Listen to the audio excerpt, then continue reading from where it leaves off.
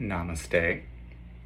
So this is a review on the erotic movie Sorrow Bay, produced by Erika Lust and directed by Casey Calvert. 1. A woman named Jack, portrayed by Brooklyn Gray, gets out of a car and vomits. And then we flash back 57 hours earlier. A lesbian couple, Jack and Alyssa, Brooklyn Gray and Kira Noir respectively, lay together, holding hands, smiling, very softly kissing each other in bed, and it's morning time. Alyssa softly cups Jack's breast, and then Alyssa's hand finds its way to Jack's vulva. Sensual AF, and true to form when it comes to an Erika Lust production. Just a few minutes into the film and it already turns me on a little. And so begins the first sex scene in the recently released movie on lustcinema.com, Sorrow Bay, directed by Casey Calvert. The screenplay was also written by Casey Calvert, along with Bryn or Brian, I don't know how to pronounce it, B-R-Y-N, Bryn or Bryn Pryor. The rest of the cast includes Aiden Starr, Victoria Voxxx, and Lilly Bell. It's an all-female cast. Before I proceed with my review, I must disclose to you that I once had an immense crush on Sorrow Bay's director, Casey Calvert. Like, whoa, so to speak. For a time, I believed I was in love with her. Admittedly, this was not the first time I thought I could be in love with a woman in the adult film industry. And I should add, the sentiments resided in more than simply my sacral chakra. The first woman was Lustery founder Paulita Papel. Since I'm currently revising an essay on the nature of how Paulita Papel inspires me, I'll save what I have to say about her for that. The second woman was Kristen Scott. Her acting won me over. She starred in the Lust cinema series Teenage Lesbian. And in one of the episodes, she cried in grief. This was the first time I ever saw someone cry in porn. It was one of the most emotional instances in porn I ever saw. Back to Casey Calvert. 2. I discovered a series produced by Erika Lust, which Casey Calvert directed. Primary, it's called. The series explores polyamory. I was at this time in the earlier stages of transitioning from mono to poly, and I was deeply contemplating the extent to which I should believe or not believe in primaries, secondaries, tertiaries, i.e. hierarchical polyamory. Rather major and consequential question, as it risked shattering my rationale for remaining married, even if openly married, and dramatically shifting the way my then wife and I viewed each other romantically. I remain a believer that everything is hierarchical, since everything is its own unique energy form and frequency, but connections may be more or less fluid. Last night I knew ya, tonight I don't, as Bob Dylan put it in his song Mississippi. Relationships, I believe, are comprised of connections in quality and quantity, and these connections, I furthermore believe, are not the same thing as love. Love is more like a state of energy in the direction of multiversal oneness. Love is that state of energy which sets us free, liberates us, which is why authenticity and honoring authenticity are so crucial to love and to the erotic. A connection is a source of gravitation, a shared thought, or a shared energy charge, or shared energy projection, or a shared piece of consciousness. Let's say both Kay and I are deeply into tantric sex. That's a connection. The connection, perhaps along with other connections, may inspire us into a state of love, but would not be the actual love, just a path to the love.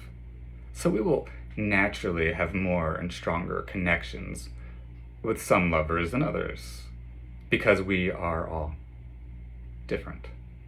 In that sense, there's always, inevitably, a primary, in my opinion. And like I said, this is inherently fluid to any possible extent, from not too fluid to very fluid.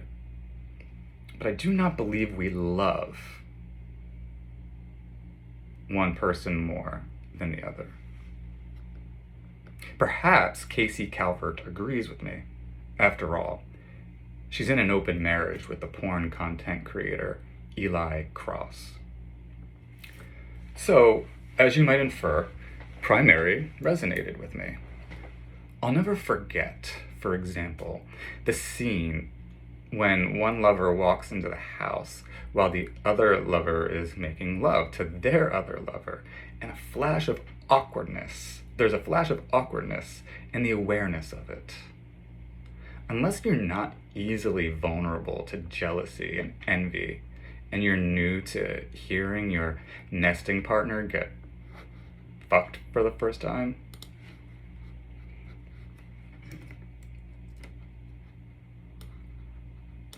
your nerves may contract to some degree, even if you're ultimately cool with it.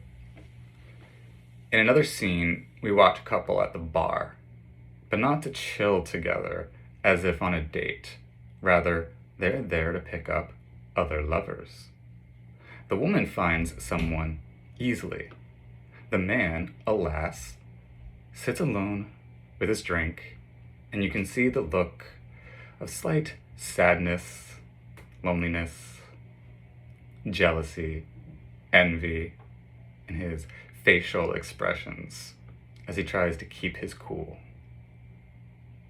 I've been in a somewhat similar context and can sympathize. My lover got all the action.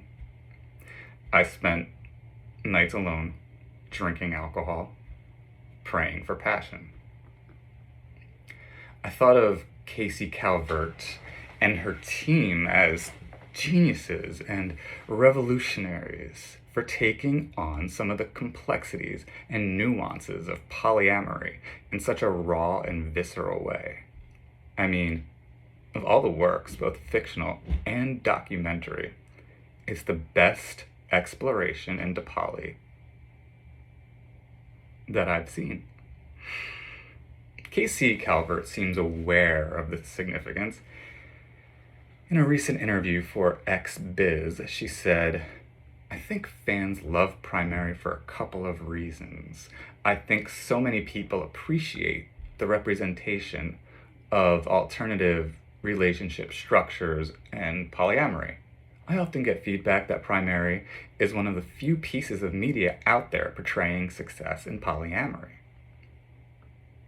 The very fact that Casey Calvert explicitly thinks in terms of trying to cultivate success in polyamory is beautiful.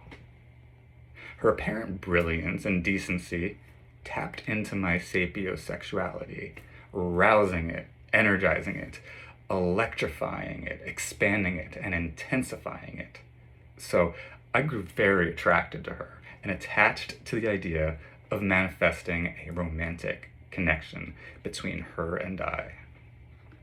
Alas, I lost myself a bit in that process.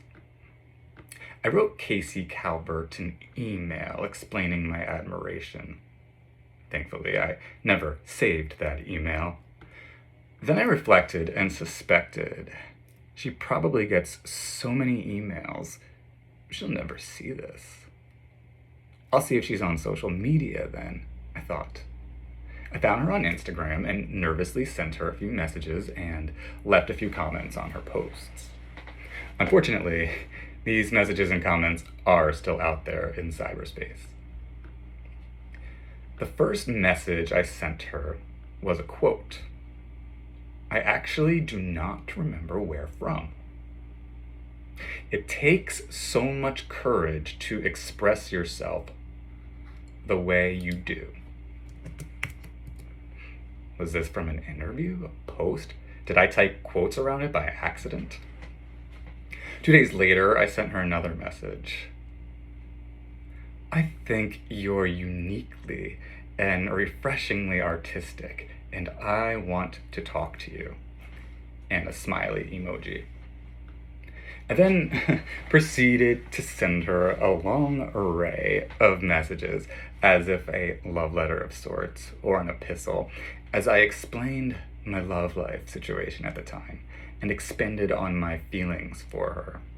I also sent her a link to a video with an audio of Bob Dylan's 12-minute Sad-Eyed Lady of the Lowlands.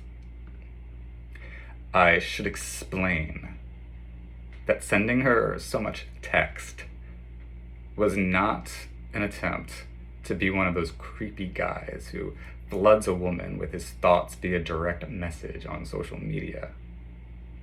I have been that guy in the past, unfortunately, and not proud of it.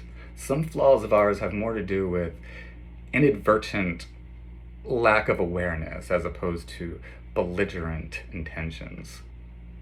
But this time, the intense waves of personal prose were sent intentionally, inspired by a seemingly intense, roughly 20-minute vlog Casey Calvert posted that touched me in the heart, in the soul. Maybe she was the type who appreciated Proust-like verbosity, I thought, and hoped. In the vlog, she sat in her closet discussing award nominations for her work, and she expressed her gratitude for a series of nominations she received. I put so much work into everything I did this past year, and it's just really cool. It's just really cool to be recognized, Casey Calvert said. As someone who's been trying to make it as a writer for the last 16 years, seeing an artist reflect on the meaning of recognition and hard work, their love for those they work with, her appreciation for their respect, as she starts to cry, it seemed humble, as if she appreciated not simply how hard she worked, but in fact how hard it sometimes is to be recognized, particularly for work of a more artistic nature and of a stigmatized and controversial nature.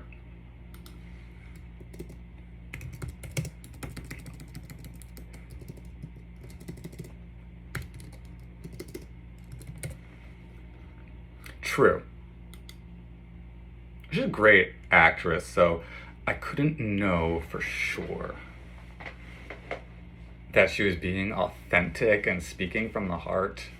But if she wasn't, she should get an Academy Award. It seemed real to me. It still does. I hope it is.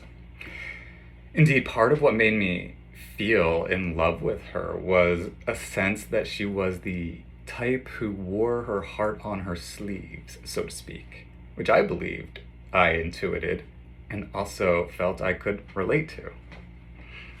Casey Calvert's intimate vlog served, and still serves, as powerful symbolism for me, confronting the notion of a stereotypical porn creator or sex worker if only because we see them fucking more than we see any other aspect of them. Speaking of the public in general, that is. This was not just Casey Calvert, the brilliant pornography content creator.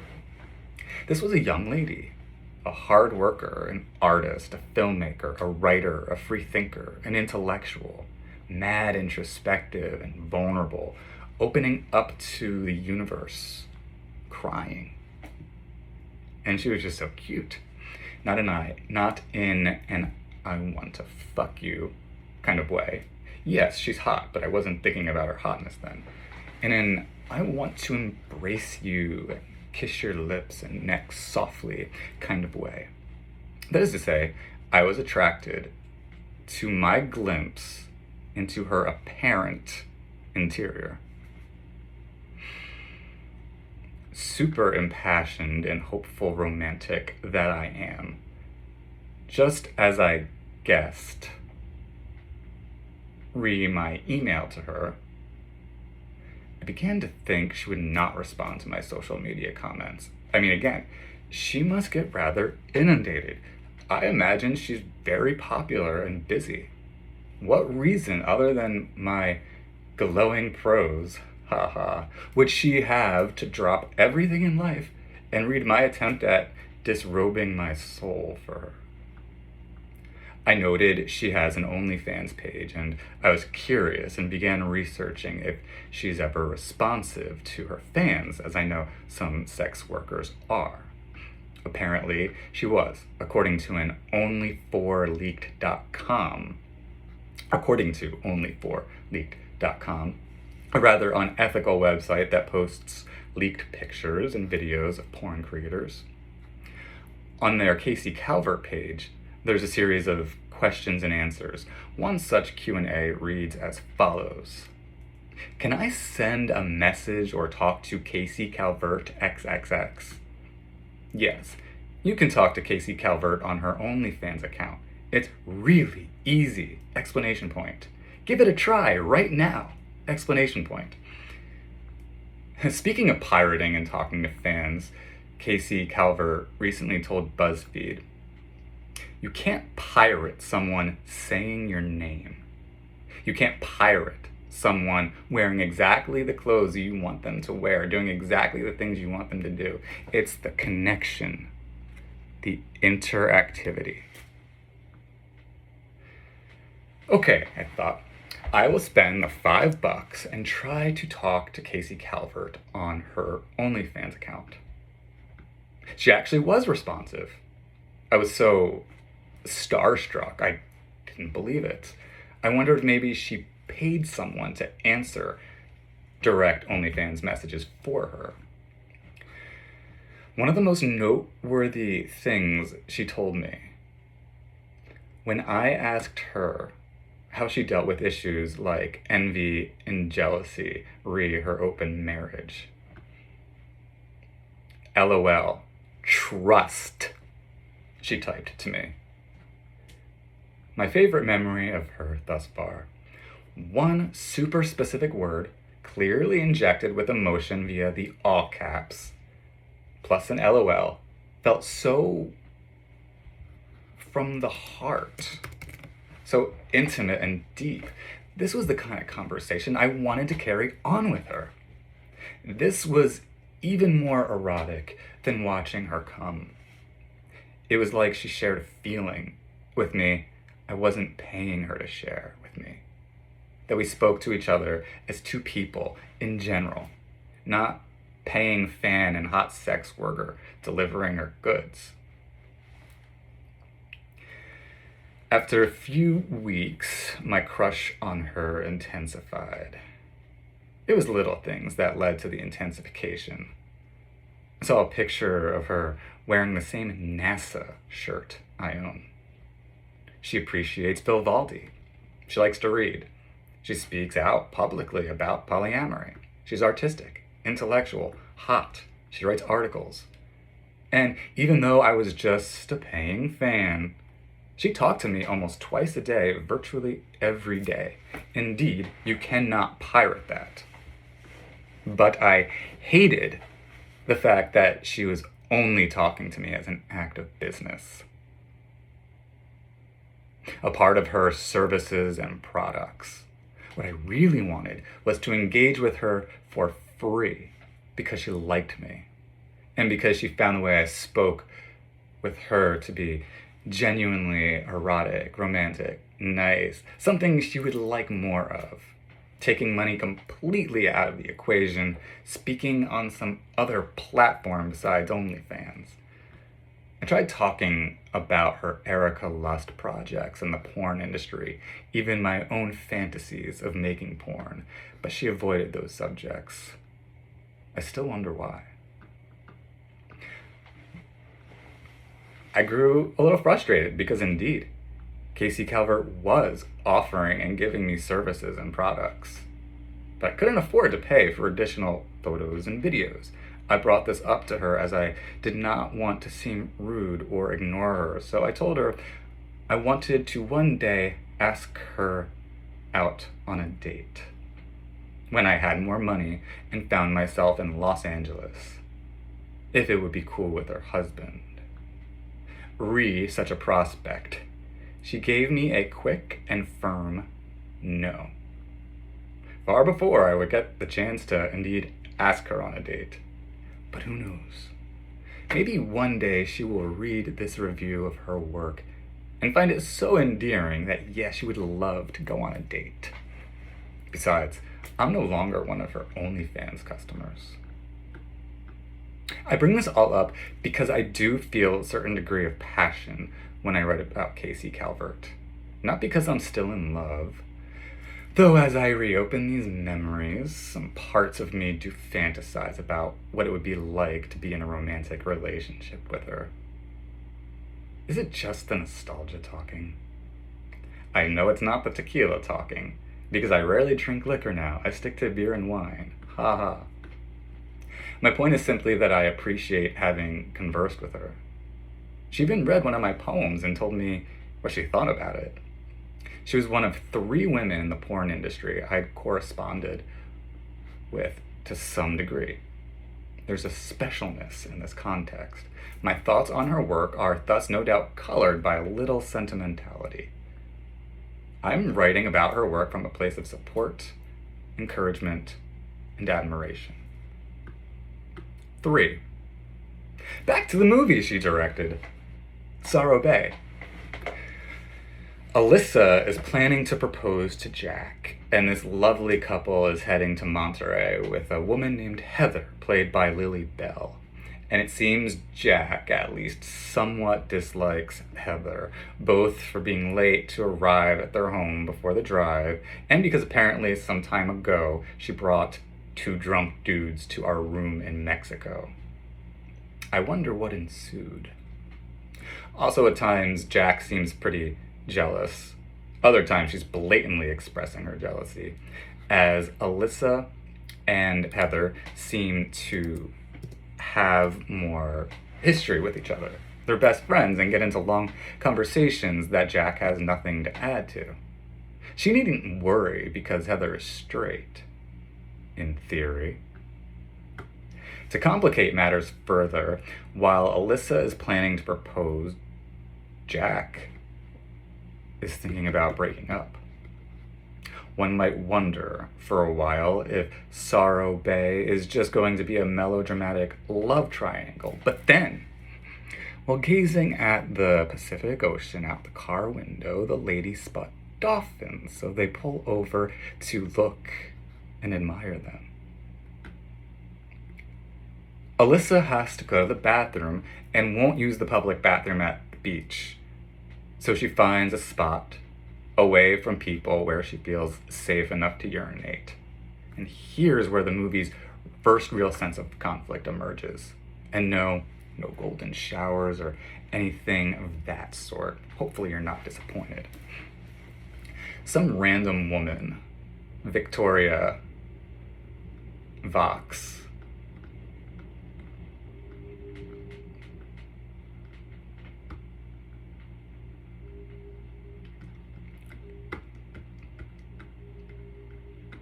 I lost my spot there. I apologize.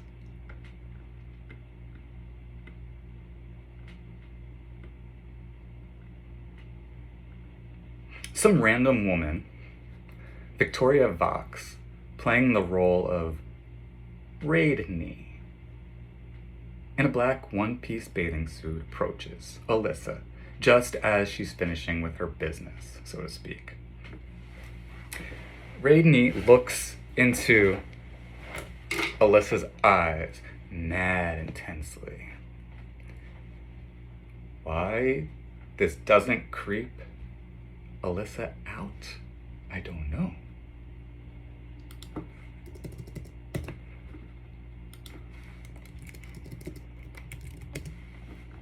And then Raidney asks if Alyssa would like to swim with her. Initially, Alyssa is all for it.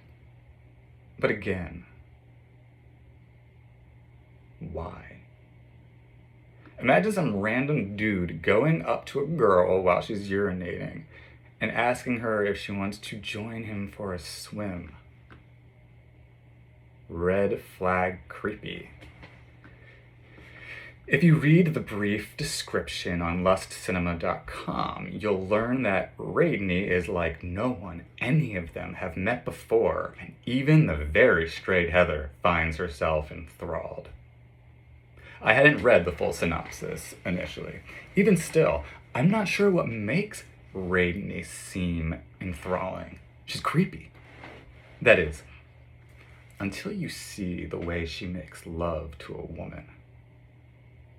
Then she might just enthrall you too. More on that later.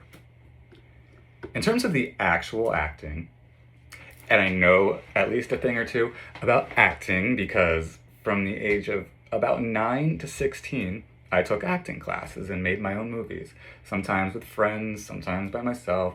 I went to performing arts camp and performing arts high school. I studied my favorite movie stars very closely, etc. In terms of acting, Victoria Voxxx is fascinating to watch, as she's tasked with playing a woman, quote, like no one they have ever met before, close quote. Clearly, she was up for the challenge. Her energy is quite dynamic, as she can transition from seeming almost dead inside to extremely intensely erotic. When not orgasmically enthralling, Raidney is creepy, and Victoria Voxxx shows us how, particularly with her out-of-her-mind stoned look when she's quiet. This Raidney character raises questions about both story construction and Raidney. For instance, if Raidney needs a ride to Monterey, as we find out she does, how did she get to the beach with the dolphins? Was she planning on just going up to some random girl heading for Monterey and hitching a ride? I'm not sure if this is a plot hole or if it's meant to illustrate just how creepy this woman can be. In any event, Victoria Voxxx pulls off coming across super strange, shall we say. She also has a charisma about her that is so visceral and attractive, so she commands my attention. Perhaps it's her seemingly extraordinary, passionate love for sex. Indeed, as I survey clips of her work on X Hamster, I see she does a broad range of work. Whips and chains, lesbians, orgies, masturbation, you name it, as the expression goes. According to the Internet Adult Film Database, she's been in 218 movies, not including Sorrow Bay, and she is 27 years old. So she's clearly experienced. More about her soon. A half hour into the movie, I really did forget this is a work of pornography, or even that it's necessarily about sex or sexual. Instead of sex, we see it's nighttime.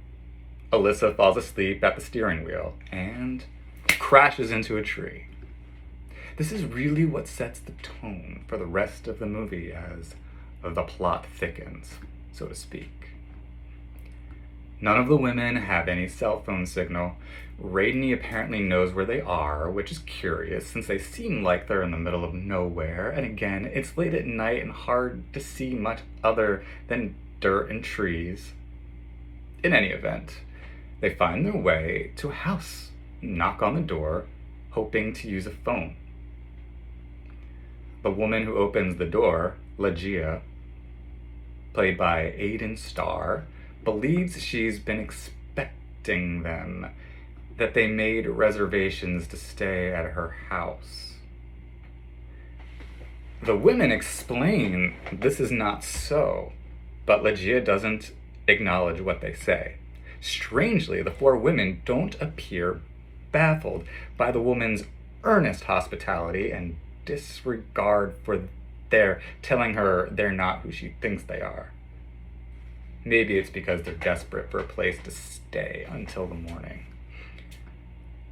Or, I'm reminded of a scene from the movie Scream when one of the characters is watching a horror movie and yelling at the TV screen to the poor victim of impending murder that she's missing very obvious red flags.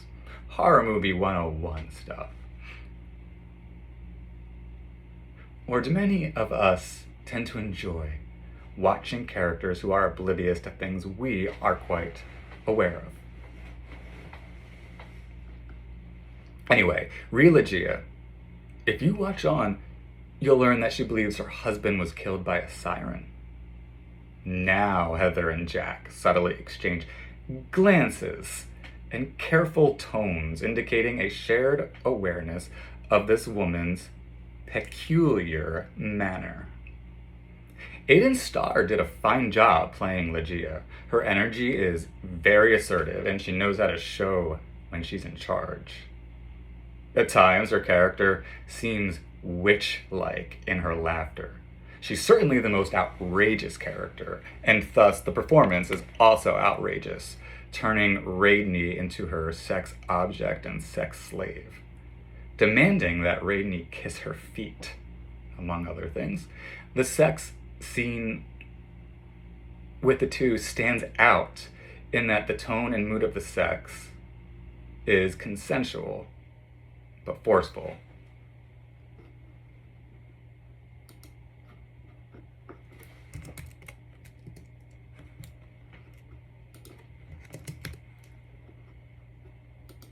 One has to give Victoria Voxxx a lot of credit.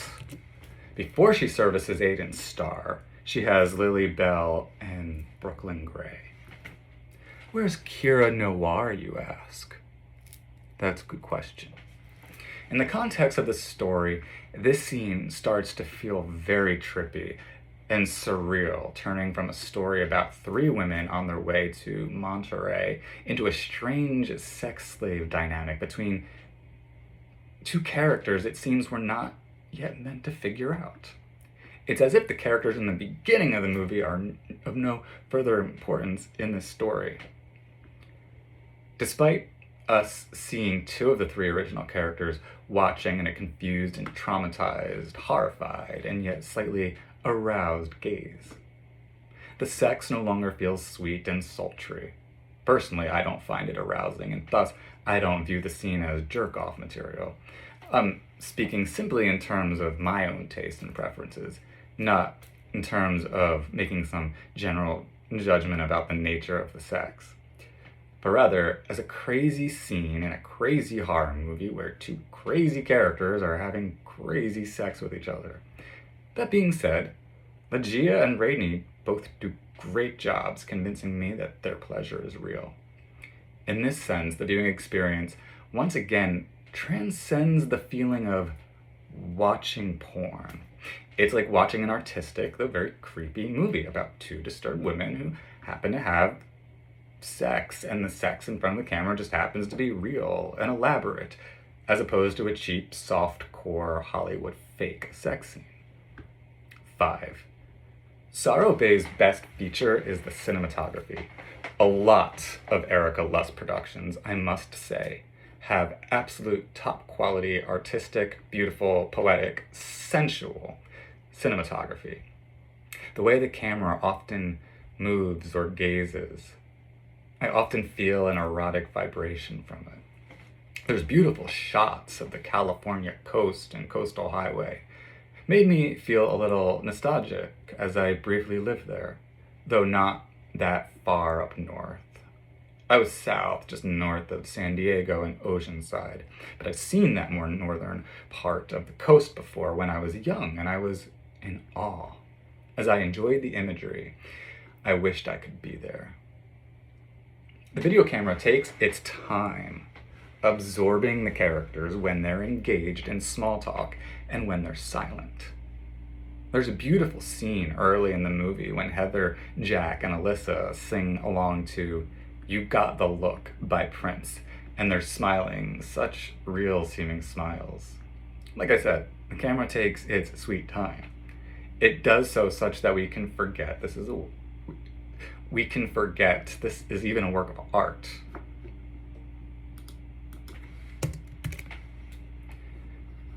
It could have just been three young women filming themselves simply being themselves. A lot of Erika Lust and Casey Calvert films possess this awesome characteristic of capturing the rawness of a character's mystical essence and their emotions.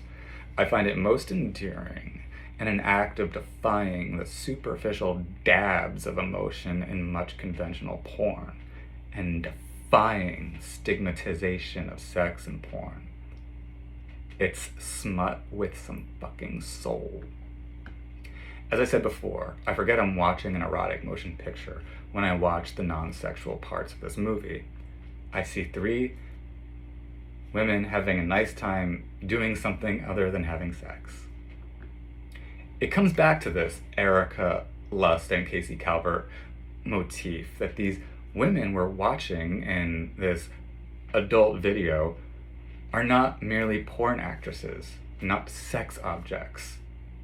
In Erika Lust style, they're not to be reduced as such. They're women. They're human.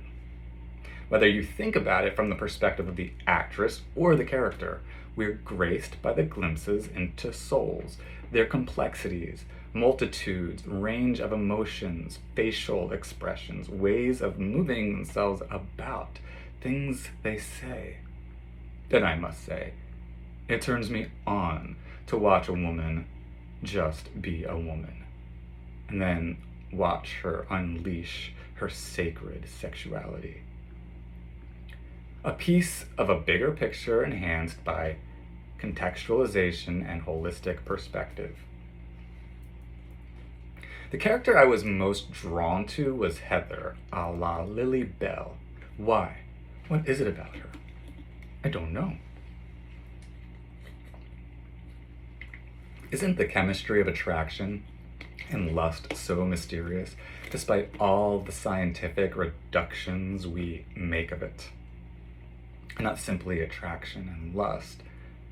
All the women in the movie have auras that are stunningly beautiful to watch. In a mob of people of equal beauty, it's interesting when certain people among this crowd seem to impact you more in an intuitive sense than others. They seem to invoke a certain awe and fascination. There's such a sense of mystical nuance to it. A sense of your individuality and their individuality, and the energetic meeting of each other's individualities and all their various parts en route to hopefully becoming one. 8. One thing I really love when it comes to the actual sex in erotic movies is that there's very quiet music, deep, heavy breathing, the sounds of kisses and of blankets moving, etc. This accentuates the eroticism, the sensuality, the passion. Free of dirty talk and loud moans and hard fucking. Don't get me wrong, all the above have their place, at least for me. We hear just the wind of the lovemaking, like the sound of rain when it falls and hits a surface. And but for the occasional gust of wind or boom of thunder or strike of lightning, that's all there is to be heard or seen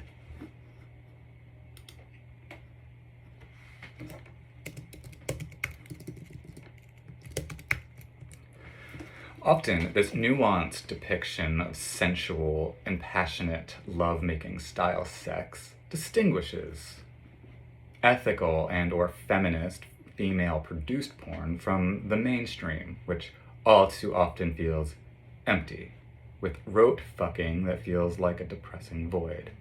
Sorrow Bay certainly fills a void. An intense example of this is the scene where Raidney and Jack make love. Whew. The bedroom is almost pitch black. The heavy breathing is full.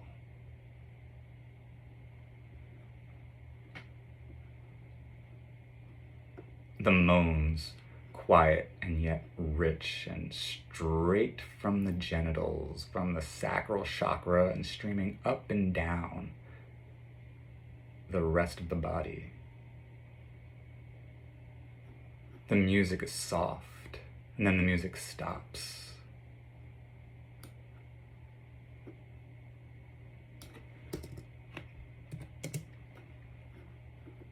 The sensuality and the sex further heightened. Jack's moans get ever so slightly louder. After a nice, drawn-out 69 between them, Raidney slows down and says, "I want to see your eyes." I fucking love that. True erotic essence. That's what really turns me on. That which makes the sex feel like it's not casual. One of the hottest sex scenes I've ever seen in my decades of surveying soft and hardcore erotica. You have to watch it to experience it.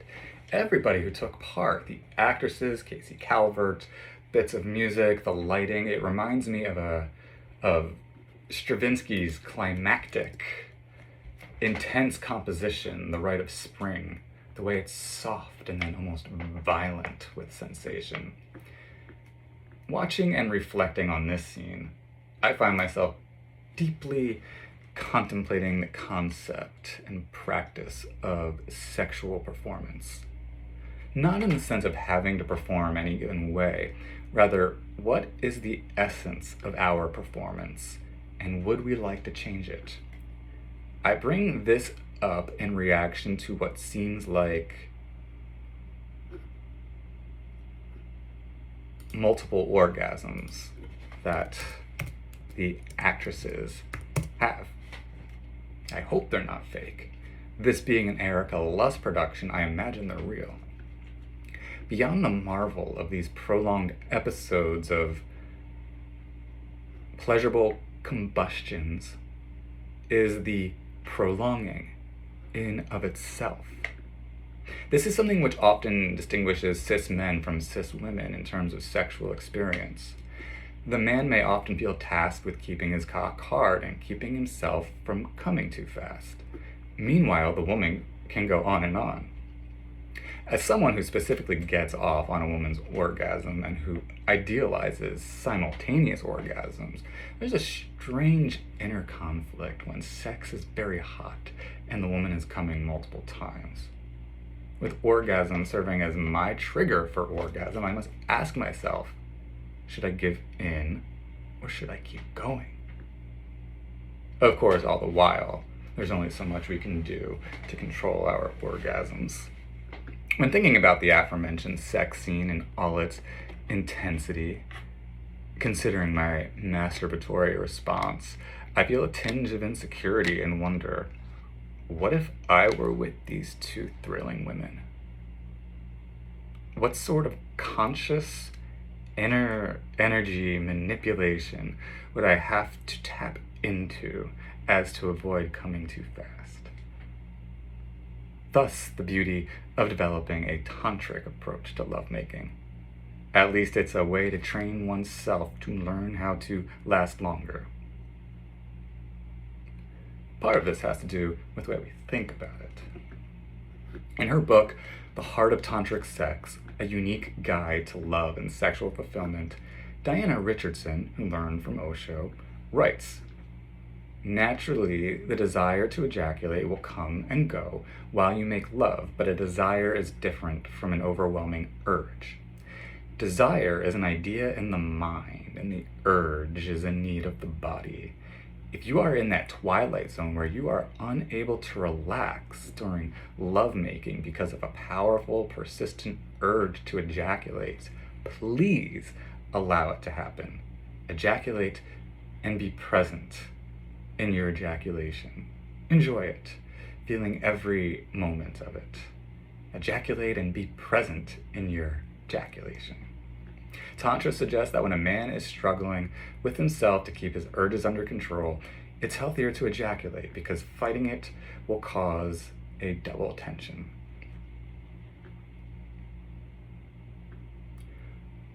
I'll now start asking myself, is this my desire to come or my urge? When this scene got me off, was it a desire to get off or an urge? There's another standout performance in terms of acting, i.e. the non-sexual stuff, that I need to mention to you. Kira Noir. Kira Noir has such a nuanced and visceral way of letting us see and hear and feel what she's feeling. Her facial expressions, gestures, tones. When she gets into a fight with Jack and Jack storms off, she's about to cry. She genuinely seems to emit grief and anguish. The way her lips pout as they do when we cry. Even the way she doesn't make eye contact with Radney when Radney asks her what's wrong. 10. Because this is the first time I ever wrote a focused essay on a single piece of porn, the experience has been interesting. Researching the actresses, replaying certain scenes multiple times, watching not simply to orgasm, but to really think about, grow more conscious of, and more fully appreciate and experience the work. Also, I feel emboldened in my love for porn and the erotic. I think about the fact that as sexually liberated as we are, in contrast to how things were prior to the emergence of the sexual revolution, many people, in terms of public discourse, may not feel comfortable broadcasting their love for porn on their social media posts. Certainly on my Facebook newsfeed, unless it's a post by Erika Lust, I rarely, if ever, encounter posts discussing a given aspect of porn, whether it's a movie or a performer, etc. How tremendously brave of them, then, to actually create porn. And how awesome to create porn that seeks to be ethical. To be part of changing a major cultural conversation. I hope to partake in the creation of ethical porn myself sometime, as much for the spiritual act as it is for the political. In the meantime, Miss Casey Calvert, should you ever wish to reconsider and go on a lovely date with me, I wonder what that would be like. Either way, I remain a fan of your work. Thank you. Namaste.